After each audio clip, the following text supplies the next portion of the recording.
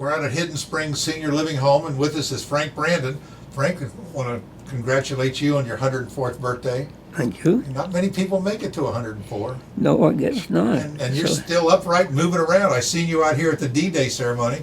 I tried to get over to talk to you, but you were busy.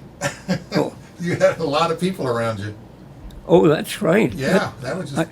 I didn't realize that I was the main character there. You were I thought we were going to talk about general things. Sure. But no, they honed right on you.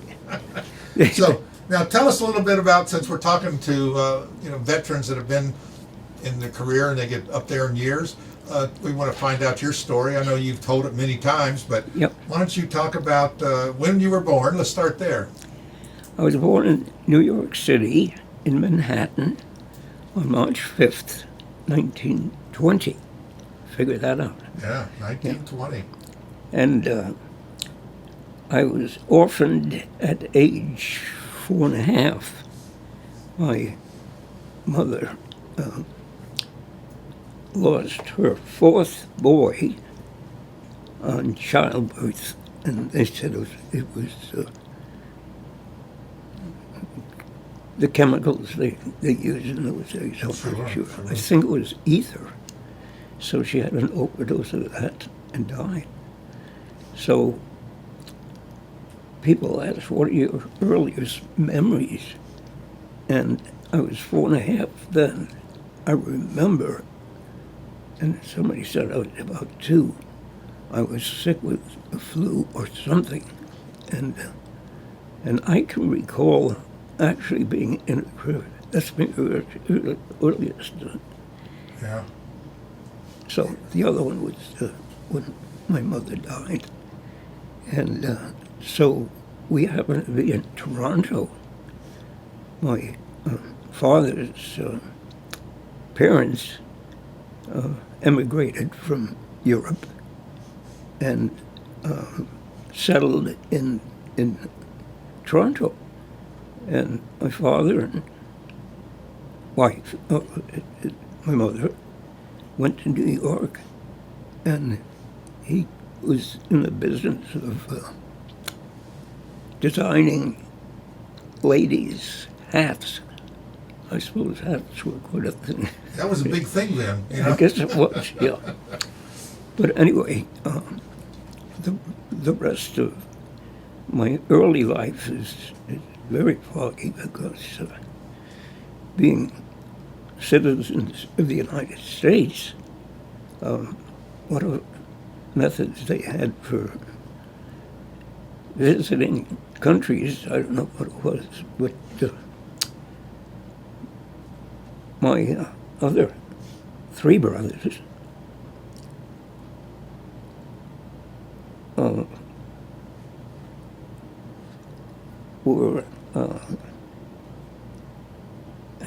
were taken along with me to an orphanage because I guess our visas or whatever they had done had run out. And so we were wards of the state of New York. They had to go by their rules and regulations. And because of that, I bounced around from place to place. The best thing that could have happened is to have somebody decide to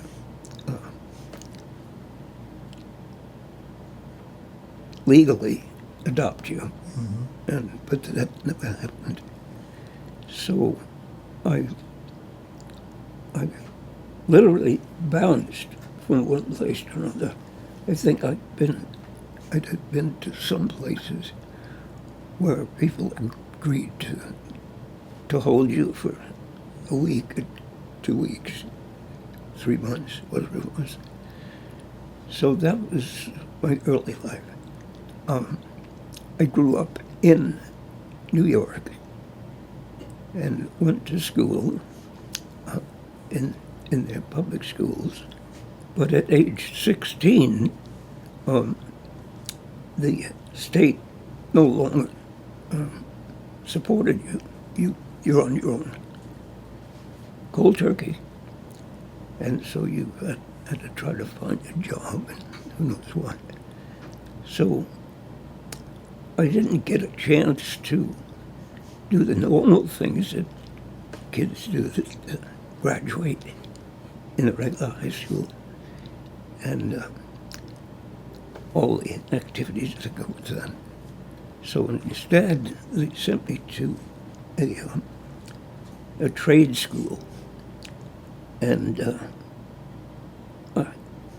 for some reason or other, I ended up in printing. And not art, but the printing that you folks do. Sure. And you know how those things Yeah. were. You had to use it. Well, I'm surprised you've got all your fingers, because back then, if you were a pressman, you normally lost a finger or two there in those big machines. Oh, that's another story. I almost had these hands cooked. When we were kids, we used to go down by the railroad, and what we would do is go by the grocery store that was an open outside and inside. On the outside, they had all the fruits and vegetables. And periodically, as a little group, I suppose it's okay to, the statute of limitations is probably over, but we'd go by and fast as we could, we'd grab a potato and we'd go down and we'd bake them, just as raw as you could be. And I fell into the fire. My hands were just burned like anything. When they healed, after who knows how long, everybody always used to know, my, how nice your skin is. So that second skin, I think, is what you see. People notice that. I don't notice it, but I guess because even at this age. Anyway, I was drafted into the Army, U.S. Army, and was an Army veteran with 1 day service. Less than 24 hours later, they had a deal that if you agreed to sign up for 3 years, and when you're 21, 3 years seems like forever. Right. But I took advantage of that because I wanted to get your own branch of service. So I chose the U.S. Army Air Corps. So that's the earlier part of my military. I ended up serving in the Department of Defense military for more than 50 years. At 50 years, with pretty big surprise, I was honored by the Secretary of the Defense Department, War Department then. And matter of fact, I still have, there's a copy of the ceremony. I only had a few of my folks there because Let me see if I can get a picture of that there. Oh, Hold on, let me just sneak up there. Yeah, and so this is the war room of the Secretary of Defense, whose name was Dick Cheney, Oh, yes. later to be known as Vice President Cheney. So that was quite a deal. After serving in the service for almost 55 years, all in the Department of Defense, there's only a handful of us that's 50 or more years. So, because it was as secret as the Manhattan Project, better, I didn't know about it, so I couldn't let the people know, my family. So what you see there is 4 generations that managed to show up. And the War Department War Room is made up of these blocks where you can expand, go from like in hotels, and everybody that was anybody of importance was invited. So there was quite a few folks there, but it was quite a deal. But that was quite an honor. Yeah. The lady there is Susan Crawford, who was the first woman IG, Inspector General, for the Department of Defense. So she said a few kind words there. So that was kind of a highlight. I was not intending to retire when I actually did, but I had wartime injuries, and 30% my back was knocked off, my legs a little, had a few things. So anyway, I found myself a civilian, and in those days, they did not have yet the age-related, you couldn't fire somebody because of age. And I found out that discrimination for age was alive and well. So anyway, I bounced around here and there, and of all things, I get a job in Oakland, California, and as a civilian, guessing for who? Guess for who? For the Department of Defense. Can't get away from it, I'm can you? telling you, yeah. So that was really something. I eventually got a promotion.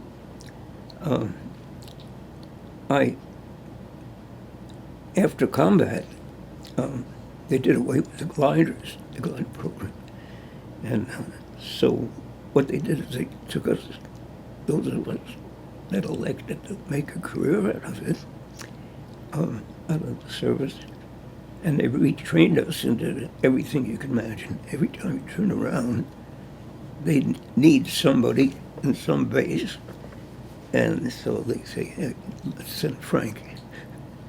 And so I bounced around quite a bit, and but learned quite a bit. I ended up as a management analyst, chief of training, and I didn't have a background for training as far as formal education, but the service provided quite a bit for you. And I worked myself up from a management analyst trainer to assistant chief, and then the chief retired, and so I stepped into that. So it was quite a bit of moving around. Because of that, and the different shifting, I got a promotion to the Pentagon, to the Department of Army IG, and stayed there for a couple of years and got another promotion, and then went up to the Defense Department. And so that's a real small capital. Are you familiar with combat gliders? With what? Gliders? Combat gliders Yes. that we used, the CG-4A. Look over your shoulder. That's an exact replica. Yeah. That was made and given to me on my 100th birthday by Darrell. And that was quite a thing. So you can ask questions. So let's talk about your World War II veteran then. Yes. I'm a 100% disabled combat. Right, makes a difference. Sure. Yeah. So where did you serve there? Okay. Now the gliders, when they decided to have a glider program, were developed so they could help the airborne. And when anybody said airborne, they knew people jumping out of airplanes, okay, with all their equipment. What they didn't know, and little publicized because it was so drastic, is that the paratroopers who, in those early years, who flew the missions, and they would only be used on invasions, the most important things. They used gliders 8 times throughout the world, including Burma and all parts of the world. And they started early on, way before I got drafted, when they were fighting Rommel in the deserts. And so he was a fox. He was one of the best generals, I guess, they've ever had on either side. And so in 41 or 2, I think it was. No, we hadn't got, no, it was before then. We hadn't been attacked by Pearl Harbor, so we weren't in. We didn't have gliders or anything like that. We had a draft so that they knew people could be trained and be ready, like so many countries have. It's mandatory that they go in and they serve usually a year, and then they are put into a reserve unit, and that goes on all the time. So same thing was going on here being the United States. So the United States had helped Great Britain to stay alive because they were just bombed night and day. And then later on with those bug bombs. Right. Yeah. And yeah, so they took quite a bit of beating. And it was Hitler's decision after his bombers had done so much damage not to invade. His generals said that we're right. If we go in there, we can take them over. And Hitler said no for some unknown reason and held off too long, it turns out. So the whole thing came to a head when Pearl Harbor was hit. Sneak attack. Okay, so Roosevelt's famous speech when he asked the Congress, he didn't ask them to declare war. The language, I'd like to see it sometime. I've heard it so many times, here and there, and that he asked the Congress to declare that we were at war, not asking them to declare it. In other words, we automatically, when we were bombed. I had a friend of mine, best friend that I grew up with him. At the time of this incident, before I was drafted, my friend, unbeknownst to me, was begging his parents to sign for him to join. We were not yet at war. And if you were 17 and you got your parents' permission, you could get in. So anyway, he joined, and I never have figured out to this day why he chose the Navy. Because where we lived in tenements in the Bronx, New York, you could hardly find a blade of grass anywhere. But he must have had some secret desire to get into the Navy. And so he joined the Navy. And he went through boot camp. And where did they send him? To Hawaii. And he was on the Arizona as an oiler. Somebody told me, working below.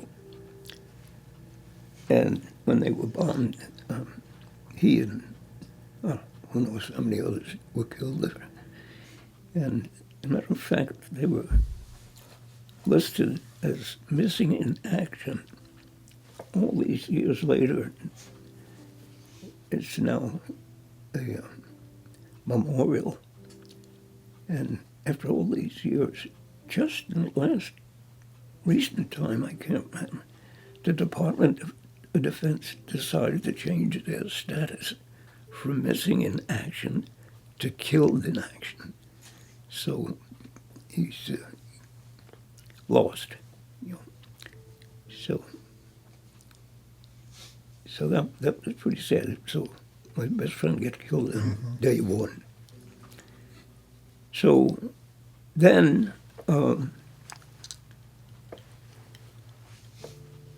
I can't tell time hardly anymore. I can remember little things as I talk about them, and it pops up. So it may not be something that you can follow in a nice, easy way. But we being the military, did not have gliders. And the Ardennes forest, where they built that fortification that nobody could ever attack Belgium and the countries there. And are you familiar with that? I wish I knew the name of it, but it's the... Yeah, they built that wall. Yeah. And but what they did, cleverly, is they, I guess something like what is going on in Israel. They got this underground little city almost. So they had their soldiers actually underground, and they plowed the roof over the roofs and everything, so that if you flew over, all you'd see is just land like you would see anywhere else. So it was camouflaged incredibly well. So then, of all things that are strange, Hitler, who knew about gliders, and they had a glider force, decided, let's go ahead and see if we can't break into that fortification and on a surprise type of mission, see if we can't make inroads to being able to use that. So that was a scenario. It was dreamed up by Hitler, of all guys. So I don't know the exact number, but I think it was 80 paratroopers, German paratroopers. Fortification had some close to 1,000. And on a Sunday, they came and landed on the roof and made such a commotion that it ended up, not too much later, for the commander to surrender. About 1,000 German people who were in there. So they took them. That was when that word got to the War Department, I forget who was in charge at that time, but he got his generals in, and he said, brief me on this glider thing that was so successful by the Germans. And he did. And he asked the generals one question: how come we don't have a glider program? And that started it. That actually went to Congress, got the money, and before you know it, it was a great plan logistically to have two separate entities. One, get the aeronautical engineers to build a glider to our specifications. Germans had their own. They didn't want that. The British had the Horsa glider, big, huge plywood thing, just carried up umpteen people. And they didn't want anything that. So they gave the job to the aeronautical engineers to start from scratch. Build me a glider, combat glider, something that could support the airborne. So they said, that's one channel, and here's what we'll do. It'll look good on paper. Somebody down the road is going to have to fly those things and learn. So why don't we set up a glider program similar to the pilot program that existed for the power pilots? You don't have to invent the wheel, just in a different curriculum. We don't need to know anything about navigation. We're going to be dragged around the sky by a tow ship. So,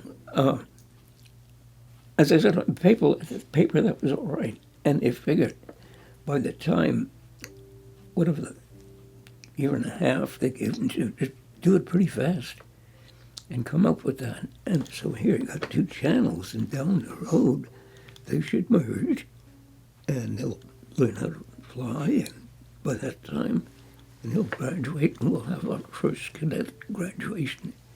Didn't work that way. The delay was over a year. In the meanwhile, those of us that volunteered, and incidentally, when the program started, the defense chief, War Department chief, said that he wants everyone, no matter who they are, where they come from, has to be volunteers. We're not drafting anybody into this little service.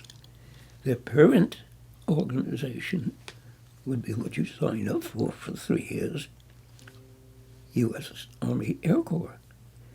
That seemed okay. The problem was that so little was known about the gliders. Most people didn't even know what a glider was, let alone a combat one that's going to go behind enemy lines with the paratroopers. So each of the 8 missions, main missions that were conducted by the gliders and paratroopers, was a joint thing. So what would happen is we would train with them. Our primary training was flying. How do you get to a landing zone that is unknown? You're behind enemy lines, everybody's trying to kill you, and you're going to get into that environment. But it was a tremendous help to the paratroops. Until then, when the paratroops that didn't even know about gliders had their own thing, they would have to go in with those old antiquated parachutes. I don't know how they did it. And they would have to go in with a full everything. You're behind enemy lines. It's can't be more dangerous. And you're going to try to land somewhere. And so that would be what they call the drop zone. Ours was the D zone. Ours was the L zone. And all of our training, when we did train with them, periodically, so we kept up with that. So they had to have some ground rules. And he said, okay, when we have a mission that's going to be mixed between the gliders and the paratroops, when you're in the air, the glider pilot is the commander. He rules the roost in the air. As soon as you get to your landing zone and then the wheels stop running, now you're subservient to the highest ranking airborne guy. In our case, it was a guy named Frenchie. And he was a sergeant. And I flew without a co-pilot, so he sat in the seat there. He really enjoyed that. So there you see the scenario. But what people don't know and isn't, as I said before, publicized too much is how many of the paratroops got injured and killed. Just dropping, before, yeah. Because they didn't have anyone to steer it wherever the wind blew, that's it. And they're coming down, even floating when they're coming down with the wind, whatever it is. They're going usually between 70 and 90 miles an hour. Yeah. Now you hit a tree in a car, and you know what, and here these guys are, and they've got all of everything to sustain life and be able to fight. That's all they had. So with the gliders, what we brought to the same place, we'd be just maybe a quarter of a mile apart. One would land this way and that way. We would merge, and we could give them field artillery stuff. We could give them all the food they need. We could give them. We could carry almost anything in there. I forget what the weight was, but we could carry that. We also had the capability of carrying 15 glider infantry. They're the unsung heroes to me. They did the same thing. They gave the same blood, the same lives as the paratroops, because when they landed, it just supplemented them. Here's a few extra guys you can use, including one glider pilot. So that was the scenario. So on D-Day, there was no secrets. I mean, the Germans knew they were coming. The story's not been told again and again of all the different things that happened to try to fool one out from the other. The truth is that the Germans had the high ground and had planned to thwart any effort by the Allies to invade. They didn't know where it was going to be. And so with all the land and sea forces and air corps forces bombing the cliffs of Normandy, it was so complicated to try to figure out how are we going to do this, because the main idea was to try to get a foothold.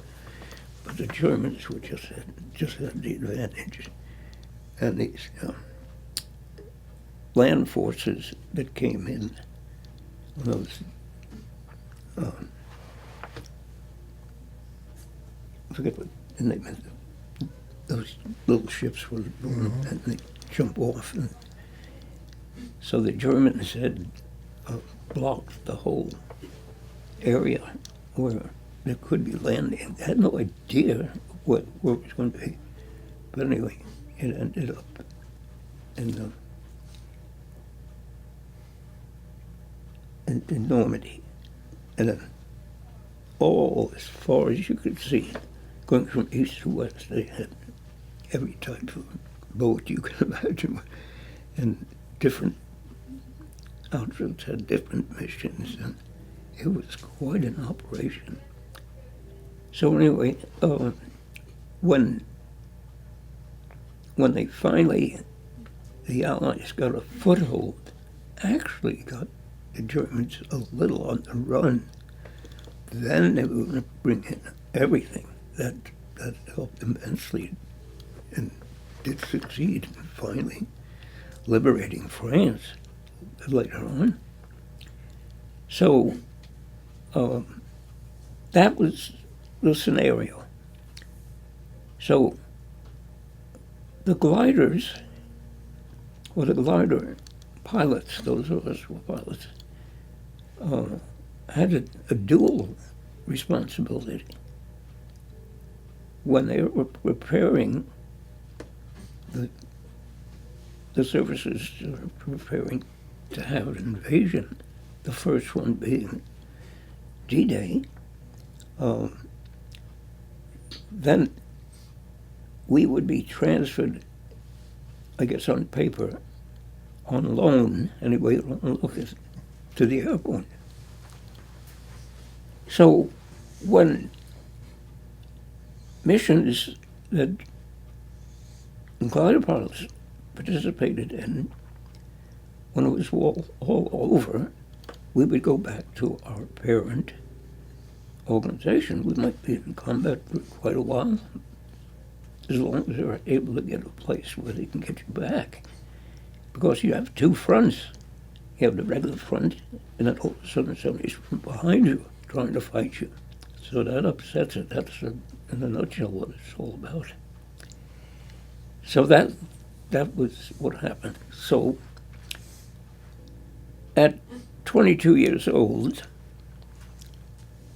when I was called on to, our outfit is going into D-Day. Nobody knew what D-Day was for a long time.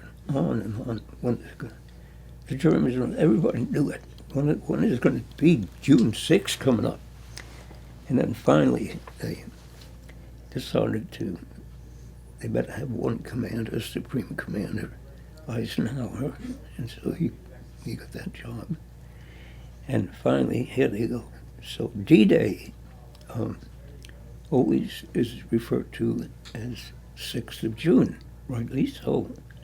The reality is that the night before, just before midnight, on the 5th, our first gliders, went over and landed behind the cliffs and started the second front to make it.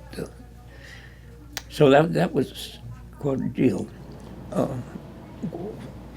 One of the things people don't think of is that when they had the 50th anniversary of D-Day, D-Day plus 50 years, everything is plus. And so the Congress came up and the military too, and they said, we really have to have a great ceremony here. So back up a little. When you think of the people killing each other as fast as they can, and the Allies getting killed, mostly Americans, and the casualty folks and medics then have to report casualties and who died and whatever. They had a problem because there were so many corpses laying around from the fighting. And because their job was trying to get them and somehow or other put them in a shallow grave somewhere, and that was it. That's what it is. So those folks set up a cemetery so they could have something to put the deceased. And there were so many of them that just shallow graves. They would bury them. They would make sure that they had their dog tag. They'd fashion a proper religious, either a cross or Star of David, whoever was in in the Allies, but mostly the force was American. So that was the cemetery. It was in an area that was away from the main battles, out of the combat intensity, and so that was it. Years later, to show their appreciation for being liberated by the Americans, France ceded that area, gave it to them. It's American ground, and they worked on that and through the years, and I don't know how long it took, but today the cemetery is almost an exact replica of Arlington. Beautiful. It's cared for and everything. But that's American land. They call it the American cemetery. So a lot of people don't know that happened. On the 50th anniversary, as the Congress said we had to do something separate, 50th anniversary of D-Day, the incumbent president at that time, Clinton, was going to go over for the ceremonies. They're going to have a great big thing running about 10 days, maybe different activities. And so they had Clinton and I'm not sure, many veterans who had, at that time, because that was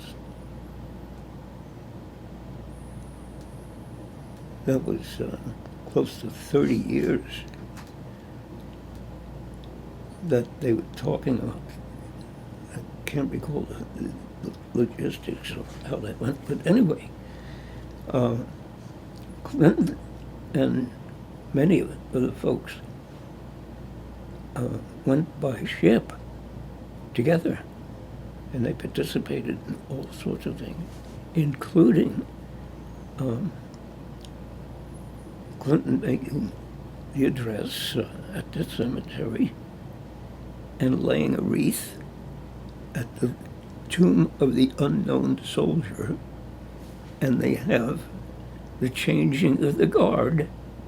It's a little mini cemetery, exactly like that. A lot of folks probably don't know. I would have loved to have gone there. So anyway, this one day, I was doing something, and there was a whole flurry of activity back where I was stationed in England, Exeter, about 90 miles west of London, about that far. And I come in, and all this activity, people running around. What's going on? We're going to be going to invade Germany. And so we had all sorts of briefings and everything.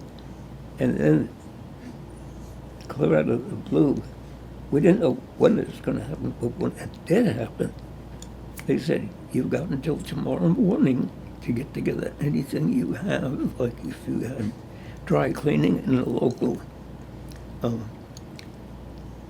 laundry, be sure you get your stuff. So we didn't know where we were going. But anyway, we got to our gliders, and they took us. I've seen pictures and all that, but I can't tell exactly where we took off from, except that it was way inland. And so we were briefed. We knew exactly where we were going to go. And so the time came finally, okay, it's our time to, our Jeep to tow us down to the C-47 that was going to tow us, hooked us up with them, and only 1 out of 10 of us gliders had a little radio that went down that nylon rope so you could talk to the pilot. And I was lucked out. So the Jeep took us out to the tarmac and walked over and saw the pilot and co-pilot, and he had his crew chief with him, 3 of them. And we were talking about different things and fine, and whoop, here we get the notification, okay, gotta load up. So we load up, they hook us up to the glider, to the C-47, and then as far as you could see, about every 2 minutes, there was one going off. My goodness, it was just astounding. So you would move a little bit. So finally, we're over to adjacent to getting out to the runway. We're that close. The tow ship turns, and us going with her, goes offline somewhere, cuts his engine off. I said, oh no. In an operation that goes on like that for days, you're going to have incidents where it's wrong, because if a red light comes on your board, that says, so I was thinking, oh, there's going to be a delay or something. I had no idea. So, they cut the engine off, and 10 minutes later, here comes the Jeep that takes us to and from our tow ships. And the guy sticks his head into the glider, pretty well open. What's up? He says, you got to go back to the briefing room. I said, briefing room? Okay, yep. Eventually they take us down there. We go into the briefing room. And they had an intelligence officer giving a briefing. And he said that the last flight that the light small aircraft reconnaissance, they took pictures of the area, and when they got back, analyzed it, they saw that there was something in a camouflaged area which was the size of maybe several city blocks and cars, and, like a little tiny community. Bentonville, a little something. What it turned out to be that there was a German Panzer division where we were going to land. Yeah. Someone was watching out for you. My carbine would go great against one of them. So rightly so, and disappointed to us, they scrubbed us. So suddenly, from being on a combat mission for something we were waiting so long, we were absolutely disappointed. Until about 4 or 5 days later, when we heard about the casualties. Whew, my goodness, I lost a lot of folks. So that was the thing. So then we were sent back to England and signed up with another glider outfit that was not in on the mission. And so I suddenly became a non-combatant. So my effort for D-Day was almost making the thing, but instead we were flying day and night, moving equipment, people, whatever. So we were sort of in a non-combatant way. Just give you an idea of the support that goes on, they figured out it took 16 people to support one combat soldier. And when you think about it, you're talking about everything, from food and the basics and ammunition, and you can't let those guys out there alone. So I did that for that. Well, I didn't have to wait too long before Market Garden came along. You're familiar with that, right? Invasion of Holland. Okay. So the same thing happened this time. All these planes, except this time, it puts D-Day in terms of forces used like nothing. This was the hugest, the largest invasion, glide invasion in history ever. And so I was in on that thing. The mission turned sour to begin with. It had all these plans, and the idea was, like in football, let's make an end run. And Montgomery was just dreamed up this thing, and he convinced Eisenhower that this is the thing to do now. He says, all we have to do is make that end run. Nobody's going to think of us flying up in Holland. And all we have to do is go, and in about 5 hours from the coast of England, you would be to a place where here's the Rhine River. And they got a bridge there. We'll take out that bridge, and then we've got about 80, 90 mile straight shot to Berlin. Sounded beautiful. Couldn't go worse. A bridge too far. The Germans knew everything that we would do, and then were waiting for us, and they had everything you can imagine to get around us. So in my case, I was airborne about 4 hours, and we were getting close to our LZ, our landing zone. And like that, my tow ship takes a direct hit on his engine, his left engine. And everything happened. All you can see is tremendous fireball, and you have to release. You have to immediately, or everybody gets down. So when I talk to people, when they say, oh, you were shot down, I was shot down because my tow ship got shot down. You lost your engine. Yeah. So all I remember is that fireball, and she's gone. And all of a sudden, whew, you're going pretty slow, being towed about anywhere up to 160.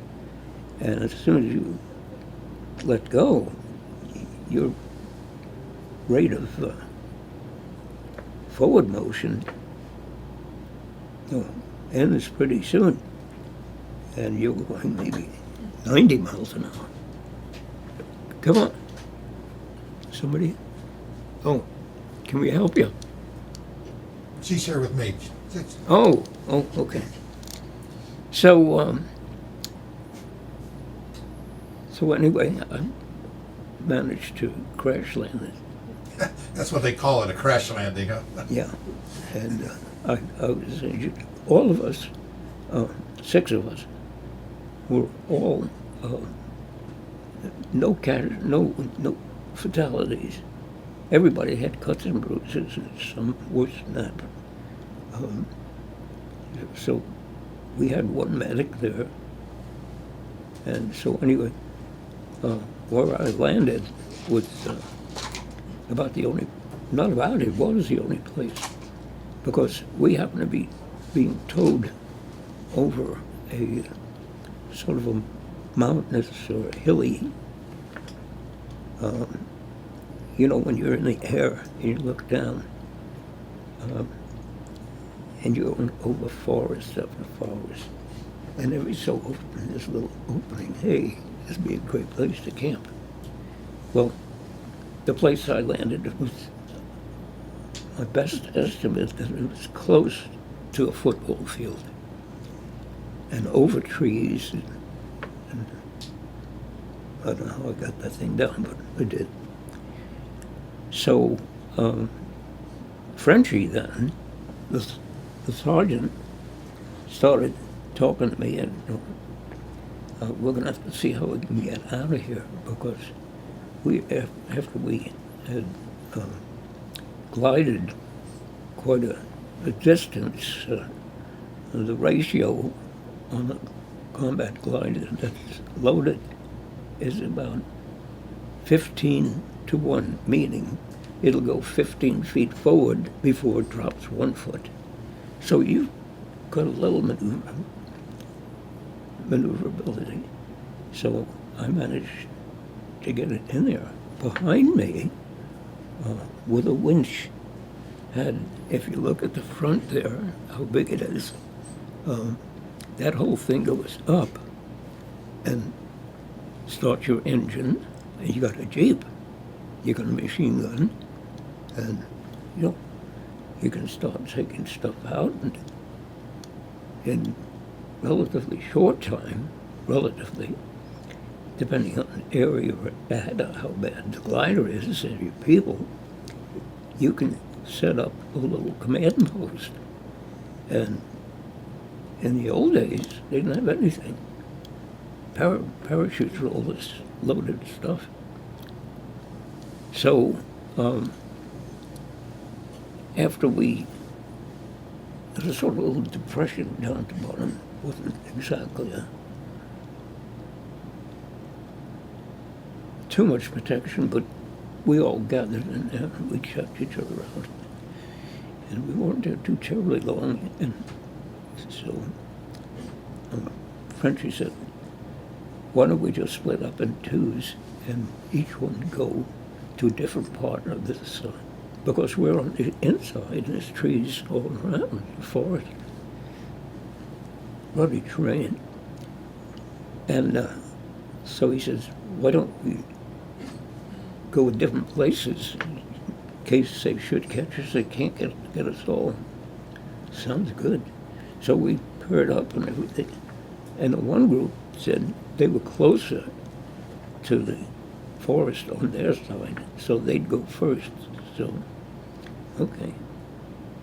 We haven't got anything except our carbide and ammo. And so the first group gets up and they start. He just hardly got up to go, and we get machine gun fire. He jumped back down in the thing and says, oh, darn it. So that kept up a while, and then Frenchie told the other ones, go to that far side. We'll go ahead and fire at the woods. We can't see any people, but we can give fire so these guys can go. So to this day I can't understand it, but those guys on the far side of this sort of trench thing, they get up, and I cannot believe that they weren't going to actually shoot each other. We got machine gun fire from both sides. After a while, there was a big screaming, somebody saying something in German. And fortunately, absolutely fortunately, Frenchie knew how to speak French and German. And so they yelled at each other, and finally they said, drop all of your guns, stand up, and surrender. And you can't go to a John Wayne movie. It's all going to turn out fine. You never think it'll happen. So we were taken prisoner. I was a prisoner for 8 months and stayed an extra month before they got us out of there. Because when the war ended, that was no small thing either. We were in prison camps. But the worst part was going from one camp to the other. That was the worst. When you're in a camp, the Germans were very, very unusual. In the early years, when they were winning the war, they halfway went according to the Geneva Convention. When they were losing the war, then we became pawns, and that got a little tough.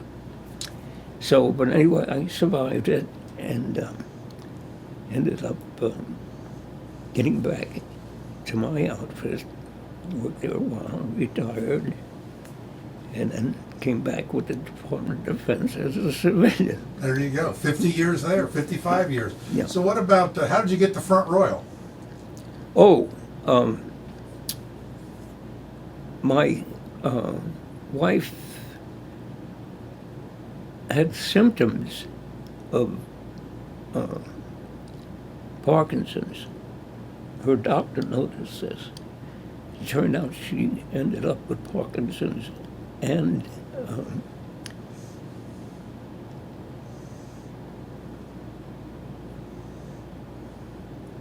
what's the disease that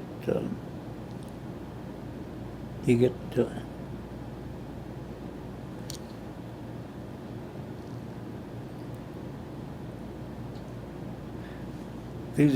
That's one of my problems.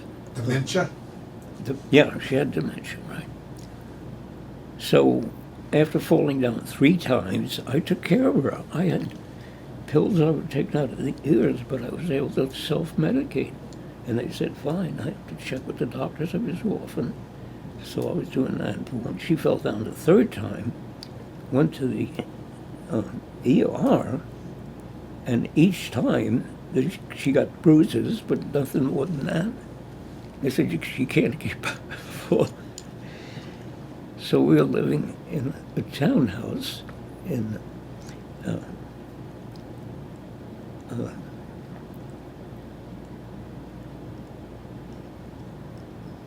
Fairfax County. How could I forget that? So there's a lot of places like this in Fairfax County and around, and our main family was down there, and they said, find a place here.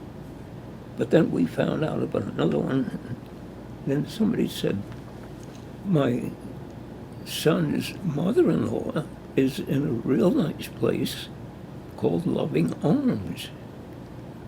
And so they said, wow, if she get in there, she would know somebody. I said, when you have dementia, that's great. Try to have things that are familiar, your furniture, that you see even here. So I had 2 parts of my family. They always gripe we never come up there because it's too far to Bentonville. Close to 100 miles. And so they said, look, it was even less expensive here. So anyway, that led to us finding out about it. And but they catered only to dementia patients. They didn't have anything.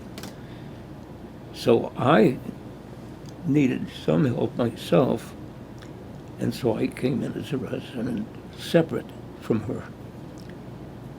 We occupied a double thing. That's why I have a 2nd room here, because I didn't get rid of anything. And so about 8 years ago, she passed away.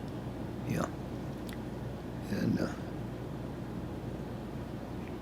so that's it.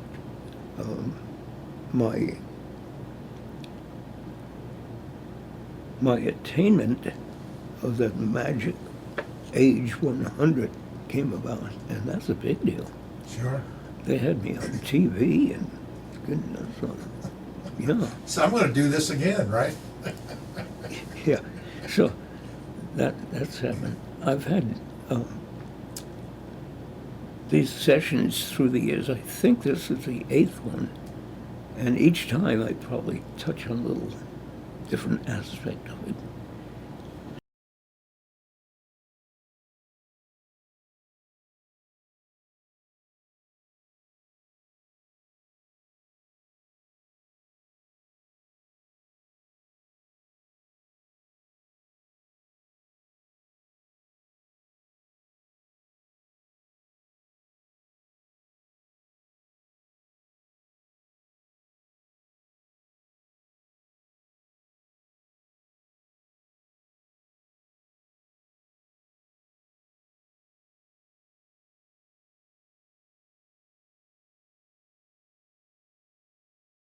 So, but what happened about a month ago, something I can't tell when, everybody by that time had COVID, except I didn't.